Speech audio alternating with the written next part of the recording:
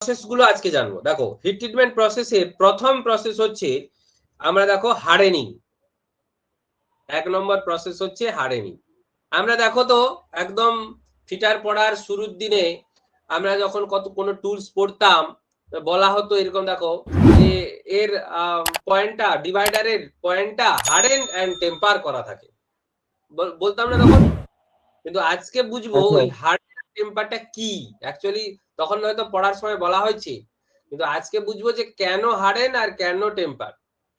এইটা ছিল অনেক অনেক টুলসে বারবার এই কথাটা বলা হতো। তো প্রথম পদ্ধতিটার নাম হচ্ছে হার্ডেনিং। আজ জানবো পদ্ধতিটার নাম, পদ্ধতিটাতে কি সুবিধা পাই আমরা, কি কাজ করি।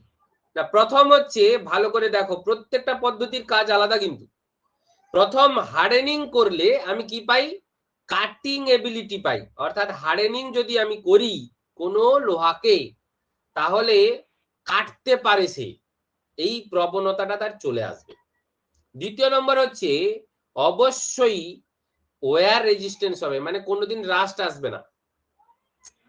এই যে দুটো আমাদের বৈশিষ্ট্য হার্ডেনিং এ, দেখো তো একটু মার্টেন সাইট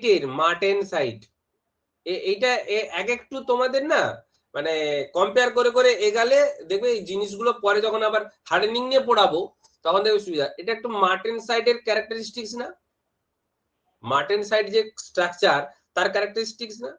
তাহলে হার্ডেনিং করার কথাটা একটু দেখো তো, মার্টেন সাইট করতে হবে আমাকে। হার্ডেনিং করাটার অর্থ হচ্ছে মার্টেন সাইট স্ট্রাকচারকে রেডি করতে হবে, মানে কি নির্দিষ্ট টেম্পারেচারে অবধি নিয়ে যাব, হঠাৎ কুলিং করব। কথাটা বোঝাতে পারছি? এইরকম ভাবে বুঝে বুঝে তোমাকে যেতে হবে, দিলে দেখবে তোমাদের বুঝতে পারবে। নেক্সট হচ্ছে টেম্পারিং। ভালো করে দেখো, নেক্সট হচ্ছে কি টেম্পারিং। আচ্ছা, হার্ডেনিং যখনই হবে মনে রাখবে, হার্ডেনিং যখনই হবে টেম্পারিং করতেই হবে। এটা পুরোপুরি তারা দুই বন্ধু, কেউ কারোকে ছেড়ে যায় না। হার্ডেনিং করা মানে টেম্পারিং করতে হবে, ভালো করে বুঝবে। হার্ডেনিং করা মানে টেম্পারিং করতে হবে, শুধু টেম্পারিং বলে কিছু হয় না, শুধু হার্ডেনিং বলে কিছু হয় না। কারণ দেখো হার্ডেনিং এ আমি করে দিয়েছি কি কাটিং এবিলিটি তৈরি করেছি, মানে প্রচন্ড শক্তি করে দিয়েছি। শক্তি করা মানে আমি বারবার বলেছি যে হবে শক্ত তার আরেকটা ক্যারেক্টারিস্টিক্স তৈরি হয়ে যাবে কি ব্রিটলনেস। তাহলে কাটিং এবিলিটি তৈরি করলাম কিন্তু কাটতে গিয়ে দেখলাম হুট করে ভেঙে গেল, এত শক্ত হয়ে গেছে। তাহলে বলতো সেই কাটিং যন্ত্রটা কি চলবে মার্কেটে? না স্যার, চলবে? চলবে না। তাহলে কাটিং এবিলিটিটাকে দরকার, কিন্তু ভিতরের ব্রিটলনেসটাকে কমিয়ে দিতে হবে। ভিতরের ব্রিটলনেস এই যে প্রপার্টিটা জন্মে গেছিল তাকে কমাতে হবে। কে কমাবে? টেম্পারিং কমাবে। এই দেখো, টু রিমুভ এক্সট্রিম ব্রিটলনেস। কে কমালো ব্রিটলনেস? টেম্পারিং। কথাটা বোঝাতে পারলাম? তাহলে কাছ থেকে খালি ধার করে দিলে কাটে যায় না। কাস্তে যখন নতুন তৈরি করা হয় একটু কামারশালায় যাবে, পিটিয়ে পিটিয়ে রেডি করে দিল, একটা ঘা মারবি আবার মুড়ে এরকম আস্ত লোহা হয়ে যাবে। যখন তাকে হার্ডেনিং করা হলো তখন দেখবে টেম্পারিংও করা আছে, তখন কি হলো সেই জিনিসটা টেকসই হয়ে গেল। তখন সেই কাস্তে দিয়ে তুমি যা কাটবে কেটে চলে যাবে। বুঝতে পেরেছো? এইখানে একটা সুন্দর কথা লেখা আছে, দেখো তো। টেম্পারিং এ কোনো কাজ নেই। To remove extreme brittleness caused by, কে তৈরি করে দিয়েছিল, কার কারণে তৈরি হয়েছিল? Hardening to an extent. Hardening to an extent. তাই হার্ডেনিং এর সঙ্গে টেম্পারিং এর একটা বন্ধুত্ব চিরকালের। বুঝতে পেরেছো?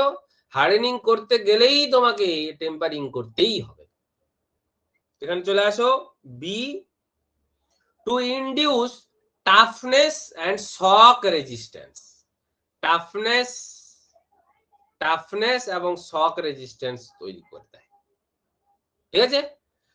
টাফনেস একটা প্রপার্টি, আমি বারবার বলেছি মেকানিক্যাল প্রপার্টি অনেক আছে, যদি তোমাদের বোঝা হয়ে থাকে ভালো কথা, কারণ এই মুহূর্তে গিয়ে বোঝানোটা ঠিক হবে না। একটু ভাব, টাফনেস মানে একটু সহ্য ক্ষমতা বাড়ে, পরিষ্কার কথা যদি অন্যভাবে যদি বোঝাই আমি। টাফনেস মানে হচ্ছে একটু কঠিন সময়ে সে সহ্য করে নিতে পারছে, এইরকম ব্যাপারটা, তাকে বলছি টাফনেস। আর যদি হঠাৎ কেউ যদি এসে তার উপর হামলা করে সেটাও সে সহ্য করে নেবে। সহ্য করবে প্লাস শক পেলো, হট করে কিছু শক পেয়ে গেলে আমরা যদি সহ্য করতে পারি ভালো, তাহলে পড়ে গেলে গেল। তো এ সহ্য করে নিতে পারে, এইটা টেম্পারিং করে দেয়। বুঝতে পারলাম? বুঝতে পারলে? চলো 3 নম্বর পদ্ধতি। 3 নম্বর পদ্ধতি কি? Very very important, annealing. হ্যাঁ, অ্যানেলিংটা তোমরা জানবে ভবিষ্যতে, যে আমরা এই কাটিং টুলস, আমি বলেছিলাম ক্লাসের প্রথমেই যে কাটিং টুলস কেও তো মেশিনিং করতে হচ্ছিল, তাহলে করব কি করে এত শক্ত লোহাকে? এই অ্যানেলিং আমাদের সাহায্য করে ওটাকে মেশিনিং এর উপযুক্ত করে ফেলার, তারপরে পুনরায় আবার তাকে আবার তার নতুন স্ট্রাকচারে পাঠিয়ে দিতে হবে। তাহলে দেখো নরমালাইজিং, মানে এক একটা পদ্ধতির সঙ্গে আরেকটা পদ্ধতি যেন ওতপ্রোতভাবে জড়িত, একটা করলে আর একটা পদ্ধতি যেন তাকে বলছে এই আমাকেও নাও সঙ্গে। ঠিক আছে? দেখো অ্যানেলিং এ আমরা কি করছি ভালো করে দেখো, to relieve strain and stress, পীড়ন বিকৃতি। এই স্ট্রেস স্ট্রেন যদি না বোঝো তাহলে মেকানিক্যাল জীবনে সব গেল। হ্যাঁ, ফিজিক্সের একটাই পার্ট পীড়ন বিকৃতি, এটাই মেকানিক্যালের মূল স্তম্ভ।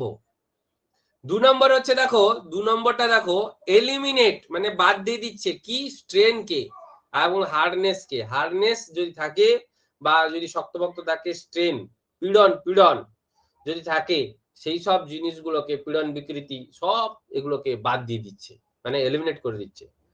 3 নম্বরে সে বলছে যে আমার দ্বারা যদি তুমি এটা করে নাও তাহলে আমি মেশিনেবিলিটি করার জন্য তাকে ইমপ্রুভ করিয়ে দেবো। মেশিনেবিলিটি করা মানে এই যে ড্রিলিং করা, মিলিং কাটারে কেটে নেওয়া, মানে মেশিনিং অপারেশন গুলো করা, লেদে কাজ করানো, এইগুলোকে সে করিয়ে দিতে পারবে বা করা যাবে তার উপর দিয়ে।